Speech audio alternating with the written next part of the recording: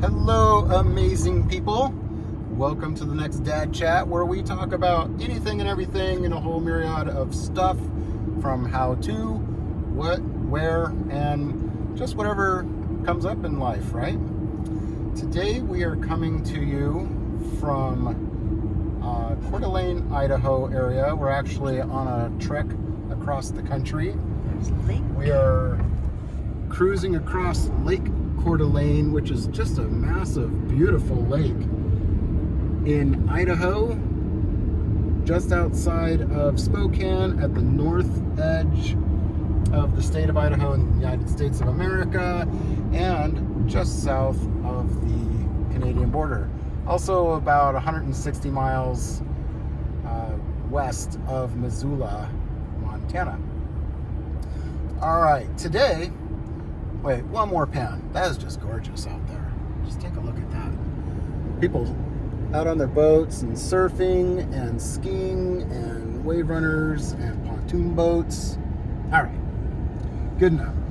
So today, I'd like to chat with you about perspective, right? So let's start with this lake. I am just talking about how beautiful it is, how big it is. Now, in perspective, compared to some other lakes, it's really small. Compared to some other places, it's not maybe as beautiful. So everybody's perspective could be a little bit different. And when we're talking about what is important in today's world, we're really concerned quite a bit about what's happening and why people are so polarized in their perspective. This might be regarding politics, this might be regarding religion, this might be regarding nationalism, and it might be regarding what kind of milk you take home, right? It's all kinds of stuff.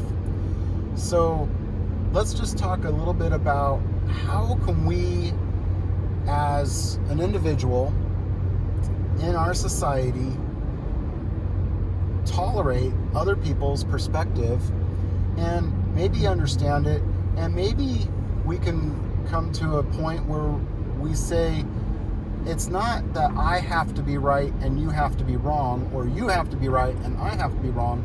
It could be that both sides are equally right, even though they think it's completely opposite. Now, I know that sounds strange, so I'm going to use a couple of analogies if I can come up with them as I'm cruising down the road here. I like to use one I call the beach ball analogy, or let's just call it a ball that you're holding between you and somebody else. One side of the ball will say is red, the other side of the ball will say is blue. Now again, you're holding it in between you. Now, one person's going to say, that's a red ball. The other person's going to say, that's a blue ball. Both of you are going to think the other one is wrong. However, in this particular case, it's okay that you are both right. And maybe we need to understand a little bit that just because I can't see or understand why you are saying what you're saying doesn't mean the other person is wrong. It just means that I don't get it. And why can't they see what I'm saying? Because they don't get it. Sometimes that has to do a little bit with upbringing. Sometimes that has to do a little bit with your education. And really, a lot of times what it has to do with is how traveled are you? How broad is have you had an opportunity to think of broader spectrum of perspective, right? So have you been out of your city? Have you been out of your state? Have you been out of your country? And when you did go out, did you pay attention and learn from the other people's cultures, environments, and just enjoy something different than the redundancy of our own life and our own world. Okay? So let's talk again about another analogy. Some people can say that the moon is really far away, and other people will say the moon is really close. Who's correct? Well, that's all relative, right? So we talk about relativity. It's relative that the moon is close in comparison to Mars.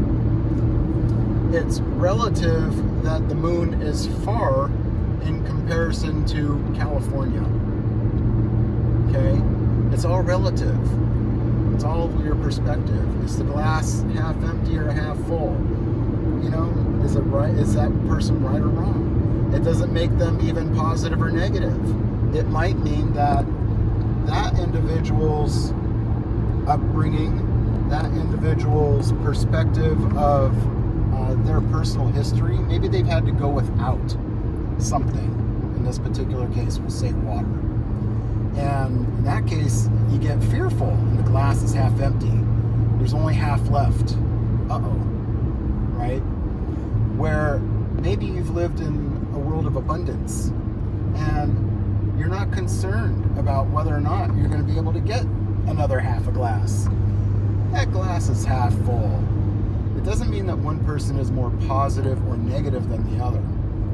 It may just mean that that's their experience of life, right? So what I'm curious to know is how maybe you've taken this in your life and utilized it to gain a better understanding from other people, or how can you? Is there a way that we can get along a little bit better, have a better understanding of those around us, and maybe even just give a shit just a little bit more, right? That's partly what we need to do as humans, is just give a shit a little bit more. All right, so I didn't talk about what we're going to do for Dad's Tip, and I always like to throw in a Dad's Tip at the end. Today, because I'm on the road and we're doing long travels, Dad's Tip is, if you're riding a motorcycle, and I love to ride, dress for the crash, not for the ride.